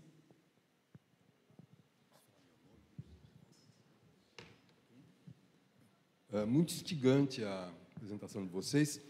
Eu tenho uma pergunta muito tópica e uma consideração. A pergunta muito tópica, eu não sei, ignorância minha, como é que funciona esse tal do contrabando. Porque vocês sabem tudo isso, eu não sei. Não sei se todo mundo sabe, só eu que não sei. Essa é a pergunta tópica.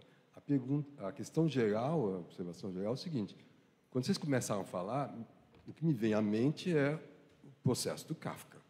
Então, nós estamos num pandemônio kafkiniano. Essa é uma observação. E, se eu tivesse que aconselhar o Kafka, eu ia pedir para ele contratar uma equipe de analista de sistema. E o analista de sistema,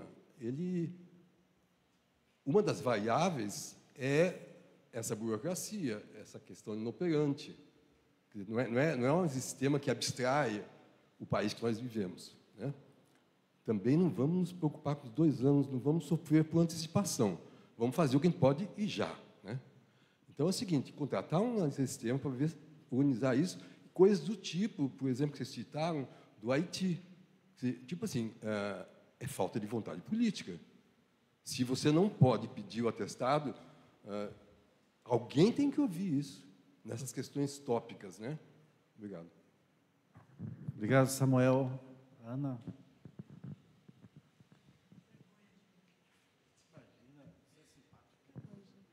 Obrigada, viu, pela exposição, vocês duas, excelente. Oi, agradeço a exposição. Eu queria perguntar se vocês têm debatido sobre as causas explicativas desse descompasso entre a retórica e a prática, e sobre as causas também de a política não ter sido implantada até agora, se tem resquícios do governo anterior entravando isso, enfim. Fiquei curiosa em saber isso. Obrigada. Obrigado, Ana. Berenice. O Padre Paulo, a Josi, então já podem ir se preparando aí. Queridas, as parabenizo pela sinceridade das suas palavras, né? Muito uma análise assim muito franca do que venho observando e de todos os esforços feitos até agora por conseguir que as políticas migratórias sejam verdadeiramente protetoras de direitos humanos, né? Eu, sinceramente, como imigrante, né, eu me sinto muito maltratada atualmente, né? Eu me sinto como que usada para melhorar a imagem internacional do Brasil como país acolhedor, país que oferece vistos humanitários a grupos, mas que, na prática e aqui dentro do país, deixa as pessoas à mão. Outra coisa, me parece não sei a quem responsabilizar, mas em todo caso é o governo, não sei se é o ministro de Justiça, essa resposta de restrição dos direitos de solicitação de refúgio, bem como uma resposta à morte de um imigrante ganês. Então, eles, em vez de responder o que aconteceu, que esse imigrante foi deixado morrer, eles vêm a cortar possibilidades, né? Então, é isso, sabe, insuportável. Obrigado, Berenice. São mais duas considerações, até porque estar aqui na Missão Paz, às vezes tem interrupções e perdi o fio da meada, me chamaram, mas depois vou assistir a gravação. Duas considerações. Numa das reuniões que tivemos com a Luana e outros membros do MJ, explicitei uma frase, vou repetir agora, que não tem nenhuma pretensão de ser aprofundada. Falei para eles, enquanto os migrantes eram poucos no Brasil, o Brasil tinha a narrativa de ser país acolhedor. Começa a aumentar de alguns milhares, repete o que a Europa e Estados Unidos faz. Parece que é algo superior, então que vai repetindo as mesmas coisas, apesar, então, tivemos 8.000, 9.000 que ficaram aqui neste espaço de Guarulhos e já mudou a política, voltou a reproduzir o esquema da Europa e América do Norte. E a outra, mais outra consideração, parece também uma dificuldade de diálogo entre os ministérios, diálogos de egos, diálogos de estruturas, e as coisas não andam, emperram. Eram só estas duas considerações. Obrigado, Padre Paulo. Josi, mais alguém quer? Parabenizo as meninas pela excelente explanação, muito importante, por sinal. E a minha colocação aqui, na verdade, nem é uma pergunta, mas, enfim, eu gostaria que elas insistissem um pouco mais nesse ponto.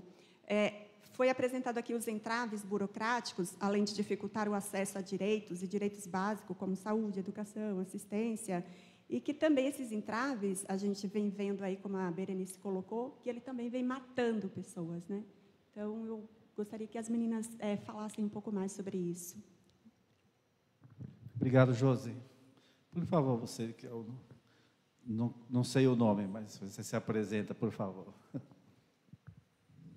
Boa tarde, você, a mesa, né? E estou um pouquinho nervosa.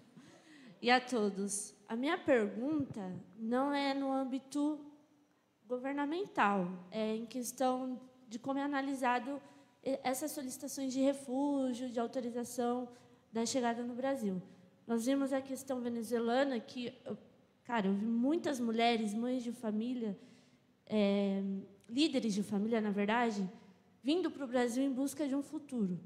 Como que é a situação, como que o governo brasileiro ele analisa, como a Polícia Federal analisa as situações dessas mulheres, porque junto traz os seus filhos, como que eu vejo que as crianças elas não permanecem na escola, têm uma dificuldade para continuar ou conseguir vagas de estudo aqui no Brasil.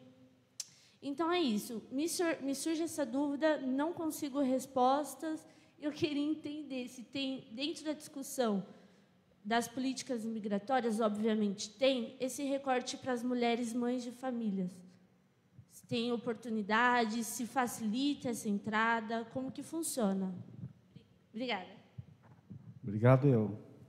Mais alguém? Bom, eu vou tecer aqui breves comentários. Se tiver mais alguém, se inscreva na minha fala e a gente encerra, tudo bem? É um bloco só. Só lembrando, depois, ao final, a Gabriela tem um recadinho sobre o arquivo histórico da cidade de São Paulo, ela vai falar para a gente no final. Olha, então, parabéns para vocês mesmo, Letícia e Elisa, pela explanação que vocês fizeram tão bem da lei de imigração no Brasil e essa tentativa, né, sinuosa ou tortuosa de implementação da política migratória.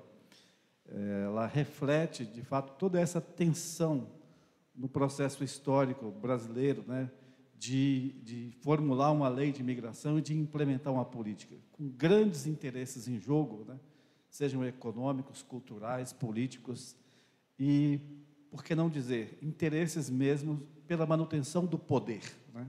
É isso que está em jogo. O Samuel lembrou o processo do Kafka. Eu queria lembrar também, no final desse livro, né, o processo, um camponês, ele viu que pela legislação ele tem direito a se aposentar. Então ele se dirige ali ao cartório de direito e apresenta os documentos e fala: chegou a minha vez, você tem direito à aposentadoria. E o guarda diz: deixa eu ver o documento. Olha o documento e fala: de fato, tem direito, mas você vai esperar mais um pouquinho, porque lá dentro está cheio. E ele fica esperando. Passa um tempo, ele volta. E agora, eu posso entrar? O guarda fala: continua cheio, espera mais um pouco. E o tempo vai passando, e esse camponês faz várias idas e vindas. E o guarda diz: não, agora não dá para entrar. Até que chega um momento em que o guarda diz: agora você pode entrar. Entra, ele entra e morre. O ganês, né, Evans Ussu, de 39 anos, morre no aeroporto de Guarulhos, aí, tentando fazer uma travessia para uma vida melhor. Ele fala que queria fazer um tratamento de saúde, um direito básico, um direito humano básico, né? E ele morre no aeroporto de Guarulhos, tentando solicitar esse direito num país democrático de direito. Imaginem o que não ocorre por aí nos países considerados não democráticos, né? Então tem essa coisa. Da questão dos direitos, né, eu queria destacar também que vocês colocaram, que a nova lei de imigração, e também a lei municipal de imigração em São Paulo, que tem servido de espelho para outras leis que estão sendo construídas neste momento em diversas cidades brasileiras, né, procurando espelhar a lei municipal de São Paulo, falando dos direitos. E é muito bonito isso, como foi bonito o processo de construção da nova lei de imigração, com as várias conferências, né, nacionais de imigração, os grupos de imigrantes, as instituições que trabalham com migrantes, universidades, sindicatos, associações, grupos de mulheres, grupos de jovens, artistas, pessoas em condição de rua, todas elas participando desse processo, até que a gente chegar nessa lei 13.445/17, que, por que não, é um modelo de lei. E todo mundo falou e fala sobre isso. Então, de dizer e de ouvir, ela é muito conhecida, mas muito pouco vivenciada na prática. No Grande Sertão Veredas também há um trechinho do Riobaldo, que é um dos personagens, ele está falando, né, da luta por direitos no sertão, no meio de uma guerra. E ele fala: olha, está chegando aí um novo tempo, os governos estão instituindo novos direitos, mas eu já procurei em toda parte. Eles são dizíveis, mas não acháveis. São dizíveis, mas não acháveis. Eu acho que isso sintetiza bem isso, né? Por fim, eu quero dizer a vocês duas também que aqui há várias pessoas participando nas redes sociais, muitos migrantes aqui participando e mandando parabéns pela abordagem bastante rica, e cumprimentando, né, pela realização desse debate. Destaco aqui o Edgar Rodrigues, que quando na parte que vocês falaram do tráfico de pessoas e do trabalho no Alagoas Escravo, ele fala: já vivi tudo isso, cruzando as fronteiras em Roraima, na Guiana Inglesa e na Venezuela. Né? E várias outras pessoas estão cumprimentando. Então, muito obrigado, é com vocês. Obrigada por cada um dos comentários. Acho que a gente pode ir respondendo, comentando. Eu até observei aqui, né, que uma pergunta que a professora Ana fez, né, por que a política ainda não foi implementada, né? E acho que o padre Paulo trouxe um pouco dessa pista, né? Acho que já voltamos às outras, mas esse ponto é realmente isso que a gente observa, assim, essa dificuldade de diálogo interministerial, disputas, a mudança das pessoas. Do que a gente vê realmente, isso fica muito evidente, né? Que como que isso atrapalha demais, né? E não é, eu acho que uma coisa que a gente não falou, não é só na pauta migratória, infelizmente, mas a gente dialoga com outras organizações de outras pautas de direitos humanos. E isso tem sido bem geral mesmo, né? E isso acho que dá uma pista muito preocupante para nós do que a gente vai ainda enfrentar por aí, né? Adiante. Mas vamos pela ordem. Vamos por partes, então. O contrabando de imigrantes, Samuel, e para todos aqui também, é um crime que ele está previsto aqui no Brasil. Existe um decreto específico para isso, existe previsão de punição, existe toda a questão da proteção da vítima, inclusive. É um crime que se perpetua de forma transnacional, ou seja, facilitar a entrada ou a estada irregular do migrante no país. Né, com a perspectiva de obtenção de lucro, de fraudar, etc. Tem que ter esse objetivo da exploração, da obtenção de lucro por meio dessa prática, como se fosse uma venda de uma passagem ilegal. Por exemplo, a gente pode usar um exemplo muito clássico que nós vemos em muitas reportagens, filmes e etc., seria aquela travessia México-Estados Unidos. Não tem aqueles coiotes, de lá que vem esse nome, né? Não tem esses coiotes que ajudam a fazer aquela travessia, mas não ajudam do ponto de vista de proteção, de nada disso. Ajudam no sentido de estou te vendendo essa possibilidade e esse caminho para você ir fazer essa entrada irregular naquele país e permanecer daquela forma, só que você está me pagando para isso. Então, não sei se ficou claro. Por exemplo, se eu for facilitar... Perdão, eu vou explicar de outro jeito, de uma forma menos burocrática.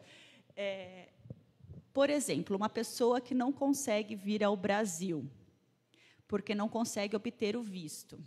Aí existe uma empresa do lado de fora, uma pessoa do lado de fora da embaixada que fala assim: eu vou conseguir esse visto para você. Aí consegue um visto falso, ele consegue entrar no Brasil. Essa pessoa, sabendo, comprando esse visto para poder vir ao Brasil, através desse canal, dessa pessoa que está facilitando essa imigração irregular, ela está sendo uma vítima de contrabando de pessoas. Porque nós temos que questionar aqui, por que você não está conseguindo o visto? Por que você não está conseguindo acessar esse país? Quais são os obstáculos que você está enfrentando? Eu sou de tal nacionalidade, eu não consigo obter o visto para aquele país. A embaixada, eu já pedi o visto, eu não estou conseguindo saber em qual posição, em qual linha, em qual posição da fila de espera para a obtenção do visto de reunião familiar para familiares afegãos que estão aqui no Brasil, que solicitaram isso no Irã. Eu não sei, a gente não tem essa transparência de dados, eu não sei, e essa pessoa, essa família que está lá no Irã, afegã, por exemplo, resolveu fazer o pagamento para um coiote para poder vir ao Brasil. Essa família está sendo vítima tanto desse criminoso quanto de um sistema que não está funcionando. Então, essa passagem irregular, essa venda irregular, não necessariamente requer uma exploração física daquela pessoa. Não necessariamente é igual ao tráfico de pessoas. Porque o tráfico de pessoas funciona da seguinte maneira. Uma pessoa vai te aliciar, pode ser através te enganando, mentindo sobre o tráfico de pessoas, a sua retirada daquele local para outro local para fins de exploração, pode ser através de engano, pode te falar, ou você realmente falar, e você souber, por exemplo, o senhor foi cooptado, foi iludido, achando que, se fosse, por exemplo, para Portugal, o senhor iria trabalhar num jornal local. Chegando em Portugal, o senhor é posto em cárcere privado e é obrigado a fazer o transporte de drogas para outros países, e assim sucessivamente, senão eles fariam alguma coisa ruim com o senhor ou com a sua família. E eles vão obter lucro através da saída do senhor para fazer esses crimes lá, ou outros tipos de exploração, que vocês sabem que, normalmente, mulheres e crianças sofrem mais com o tráfico de pessoas, principalmente para fins de exploração sexual. O contrabando não necessariamente tem a questão da exploração final, e sim é um meio de facilitação para a pessoa conseguir entrar irregularmente ou permanecer irregularmente naquele país. O tráfico de pessoas não precisa do... se a pessoa consentiu ou não, tanto faz. Não importa, porque o ato, a enganação e a exploração, ela já foi feita, isso já perpetua contra aquela pessoa. Existe essa proteção da vítima. Com o contrabando de pessoas, a pessoa sabendo, ela vai continuar sendo vítima também, porque é vítima de um sistema e de um traficante. Lembrando que o contrabando de pessoas, aqui no Brasil, ele é visto como um crime contra o Estado, porque você está facilitando a entrada irregular. Aquele coiote, aquela pessoa criminosa, ela está fraudando o sistema de vistos no Brasil, fraudando o sistema de regularização migratória no Brasil. A pessoa ali, ela é só um detalhe, ela é só um coadjuvante. A vítima ali, ela é só um detalhe, só um coadjuvante. Acho que é por isso, então, que também não é tão levado em consideração, né? Quando a gente vê que as pessoas, nossa, mas eles pagaram para ir para tal destino, ou pagaram para vir para o Brasil. Isso não importa. Elas são vítimas, inclusive com previsão legal aqui no Brasil, desse sistema que frauda o sistema brasileiro de vistos, etc. Então, ela pagou por aquilo, esse criminoso está obtendo vantagens da vinda dessa pessoa, e é todo um sistema que a gente tem que repensar agora, a partir de agora. Com relação, aproveitando já esse gancho de explicações, eu não sei se eu fui clara, Samuel, mas eu fico à disposição para poder conversar sobre isso depois também. Aproveitando, né, a questão da Safira, aproveitando a questão da Safira, já explicando como funciona esse mecanismo de solicitação de refúgio aqui no Brasil. A solicitação de refúgio, ela é um direito, ela não deveria ser violada, ela é um direito de qualquer pessoa que sinta um temor, um alto temor de perseguição ou outras motivações que existam na previsão, tanto da Convenção de 51, dos protocolos e da legislação brasileira para a proteção dos direitos humanos, né, principalmente com relação à grave e generalizada violações de direitos humanos, ela solicita o refúgio. A praticidade disso, ela entra num sistema do governo ligado ao Ministério da Justiça, faz a solicitação de refúgio, vai até a Polícia Federal emite um comprovante que solicitou refúgio, emite uma documentação provisória de solicitação de registro nacional migratório, e, com isso, ela aguarda o CONARE, que é o Comitê Nacional para Refugiados, dentro do Ministério da Justiça, fazer a análise do seu pedido de refúgio. O CONARE vai entrar em contato com ela para fazer entrevistas, ela precisa demonstrar para o CONARE, ela precisa demonstrar as provas que ela tem sobre o que ela está alegando, e aí o CONARE, ele dá, depois de uma reunião, depois da sua análise, fundamenta e dá a sua decisão. Se foi deferido, se deu certo, ela obtém a sua residência. vida que segue aqui no Brasil. Se foi indeferido, a pessoa ainda tem a oportunidade de fazer recursos. Isso é interessante também apontar. O que acontece nesse meio tempo? Nós temos a Polícia Federal como um agente de regularização migratória. No caso, para refúgio, é um agente que vai receber única e exclusivamente aquele papel de pedido de refúgio. Essa é nesse recorte de regularização migratória, de busca de proteção internacional, a função da Polícia Federal é de receber o papel com a solicitação de refúgio, processar, colocar no sistema, emitir ao documento provisório de regularização migratória.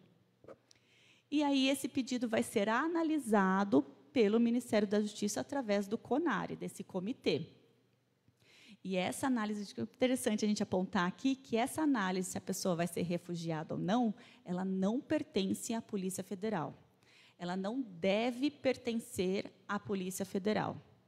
É uma análise, isso não estou fazendo uma crítica à Polícia Federal, estou dizendo que o âmbito e a tomada de decisão sobre a vida daquela pessoa, ela é necessária ser tomada por um comitê que vai muito além das questões criminais. É um comitê que vai muito além da segurança nacional. É um comitê que está focado, composto pela sociedade civil, Defensoria Pública da União, Ministério Público Federal. Inclusive, a Polícia Federal tem um assento nesse comitê. Então, eu acho interessante verificar que existe toda uma equipe para a tomada de decisão sobre a vida daquela pessoa. Isso não deve ser feito pela Polícia Federal naquele momento. Então, no aeroporto, por exemplo, essas pessoas que estão lá retidas, elas não deveriam estar lá. A Polícia Federal deveria receber o pedido e ir. Nós temos, como a Letícia muito bem disse, nós temos uma falta de estrutura técnica, uma falta de direcionamento técnico, inclusive, para esses processamentos. Mas, de qualquer forma, as pessoas não deveriam estar lá, porque a nossa lei migratória ela é muito clara. Você entrando no Brasil, você tem 90 dias para poder fazer a sua regularização. Então, o que nós vemos aqui desse procedimento de solicitação de refúgio é que a Polícia Federal recebe o pedido, processa lá no sistema deles, e essa decisão é tomada pelo Ministério da Justiça. Então, é muito importante a gente ter essa linha de raciocínio, inclusive para entender que isso não deve pertencer à tomada de decisão, nem à decisão inicial, olhar para a cara da pessoa e falar assim, você não é de país que tem refúgio, não. Não é assim que funciona o refúgio, gente, não é pelo país. É pela situação de cada pessoa. Acho que depois volta a ler, depois a gente volta para as respostas da advogada, né? As explicações, não daria para ser melhor, tinha que ser Elisa. Os comentários que eu queria fazer, vamos lá. Bom, acho que teve o da Ana, né, sobre por que a política não foi implementada até agora. Em que momento que outra coisa que a Ana comentou, né? Em que momento que começou esse descompasso, né, entre retórica e prática? Eu acho que nos parece que isso fica mais evidente na conjuntura atual, porque houve uma expectativa de escuta, o que não havia no governo passado e nem no anterior, né? Então não havia, assim, embora a gente tenha tido momentos de fazer diálogo, de levar as contribuições, embora tenha havido nos anteriores, mas não havia expectativa, eu acho que, né? E agora, ao passo que de fato havia tanto a expectativa de escuta, quanto, né, de fato, né, um posicionamento e uma divulgação de que, né, a retomada dos conselhos que foram extintos pelo governo Bolsonaro, né, numa canetada, ele extinguiu todos os conselhos nacionais, e aí retoma, né, os processos dos conselhos. Então, nesse momento, a gente fala, não, vamos, né, ser considerados, a gente tem muito a dizer aqui, tem muitas violações acontecendo, problemas acontecendo. E aí, então, é nesse momento que a gente começa a perceber, né, esse grande descompasso entre o que é dito, né, e o que, de fato, acontece na prática. E eu acho que é importante observar também as falas do governo em audiências públicas e como, de fato, eles reforçam as entregas, em reuniões mesmo que não são públicas, que eles reforçam, né,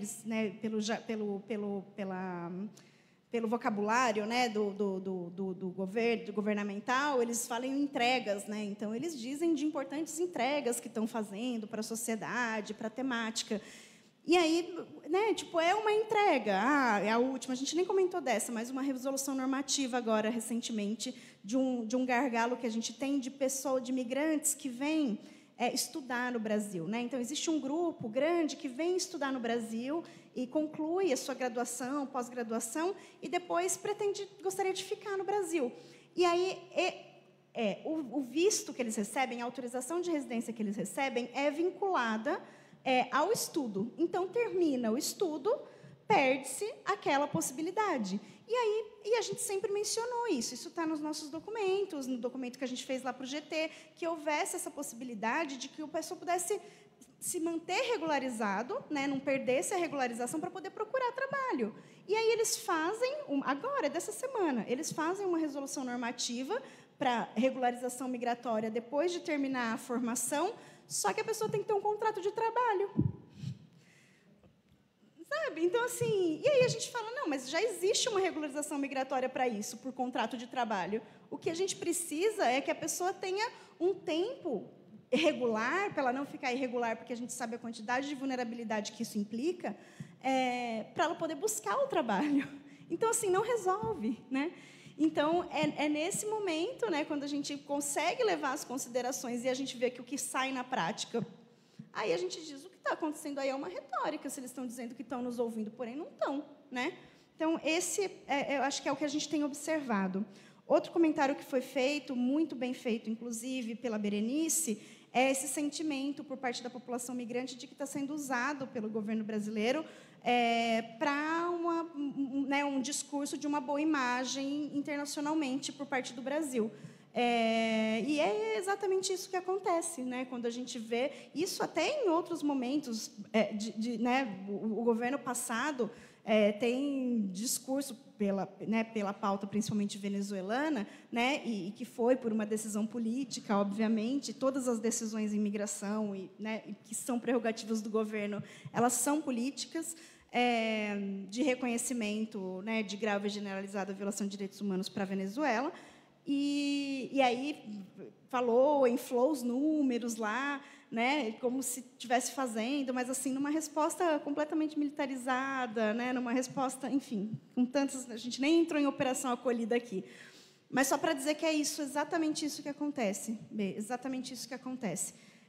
O que a gente está tentando, inclusive com esse tema do aeroporto, é fazer alguns apelos urgentes, levar isso para algumas relatorias internacionais, né, entendendo que realmente a gente chegou mais uma vez aí num extremo, algo que a gente não imaginava que fosse essa restrição à solicitação de refúgio no Brasil.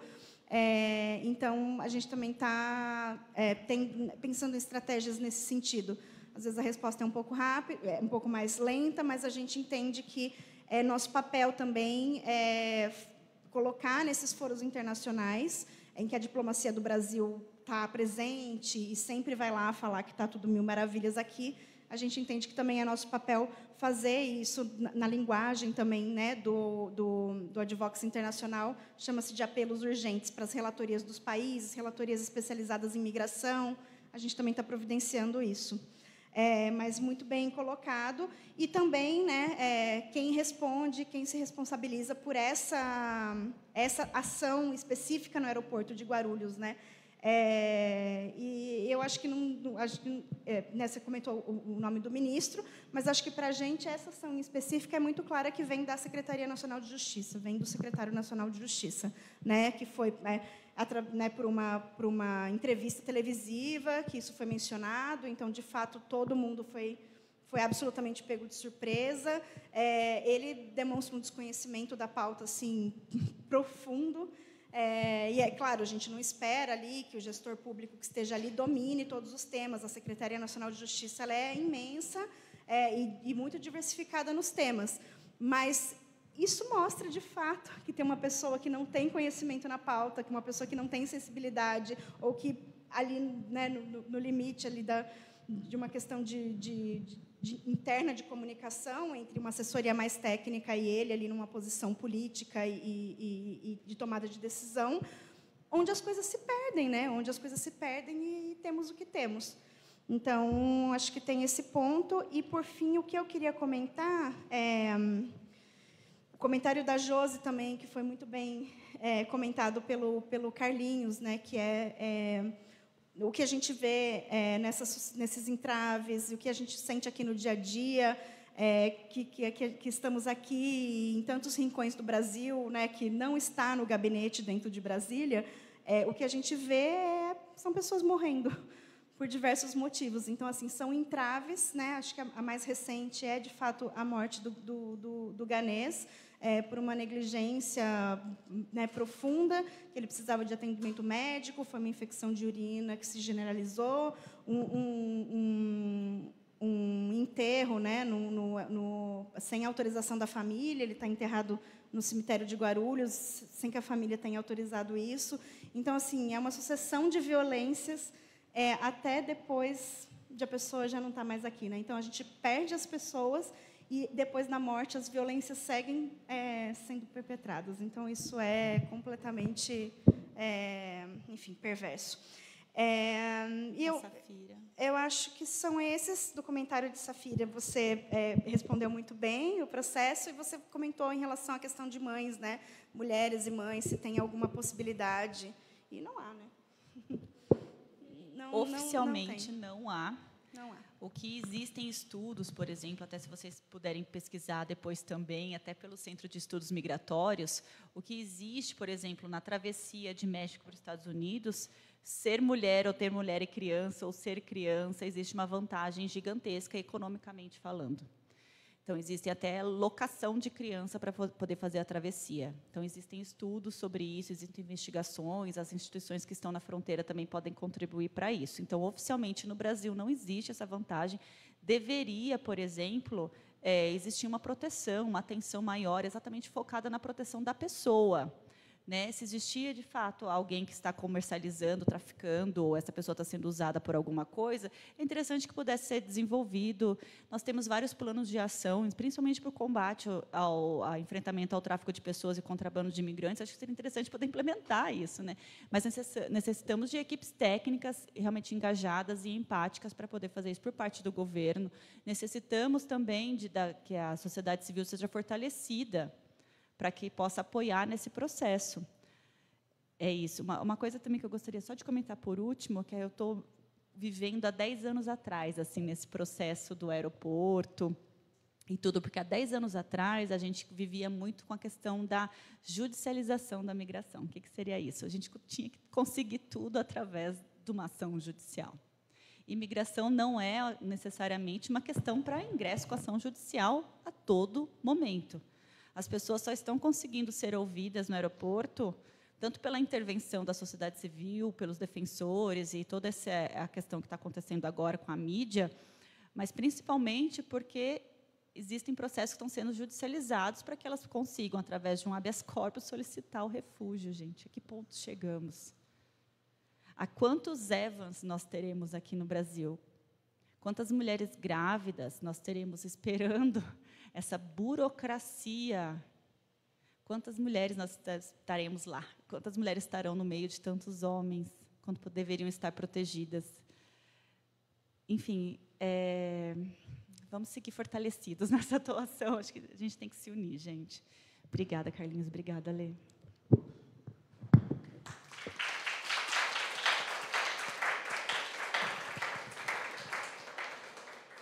Gabriela, você quer falar sobre o arquivo histórico da cidade de São Paulo?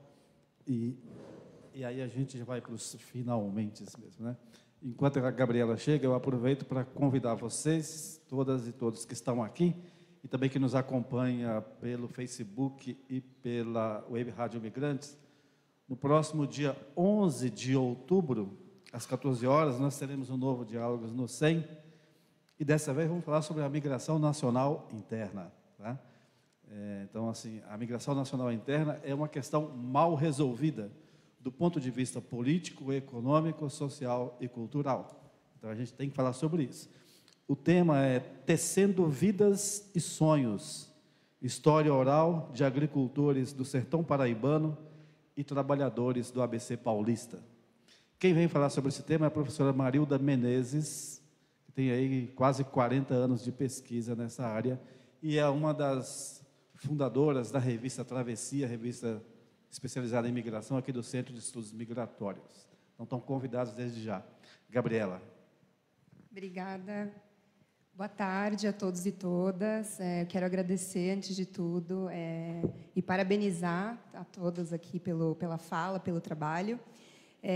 Eu me chamo Gabriela, eu atuo no Arquivo Histórico de São Paulo, e agradecer também esse minutinho de fala. Eu estava em contato com a professora Valéria, do GEFPOM, que pesquisa, né, e estuda história oral e memória, desde o ano passado, para divulgar um edital nosso do Arquivo Histórico sobre, especialmente, memória. Esse nosso edital ele seleciona relatos de memória para publicar no Dicionário de Ruas, que é uma plataforma onde vocês podem pesquisar as histórias das ruas de São Paulo e dos nomes dessas ruas. Então, nós selecionamos essas memórias, premiamos as melhores classificadas e criamos aí esse acervo conjunto. A participação ela não é limitada a pesquisadores e estudantes, né, mas a qualquer cidadão que queira compartilhar aí um relato de memória, seja escrito ou através de uma fotografia, de uma ilustração, que tenha uma rua de São Paulo como protagonista e que tenha algum impacto na coletividade, especialmente também que trate de grupos sociais menorizados, como os imigrantes, por exemplo. Eu vou passar um QR Code para quem quiser depois acessar o site e saber algumas outras informações. Obrigada. Obrigado, Gabriela. Olha, então, assim nos resta renovar a gratidão a vocês pela contribuição e reforçar, né, essa reflexão que vocês fizeram, no sentido de convocar as pessoas, a sociedade, a se engajar nisso, né, a participar desses processos.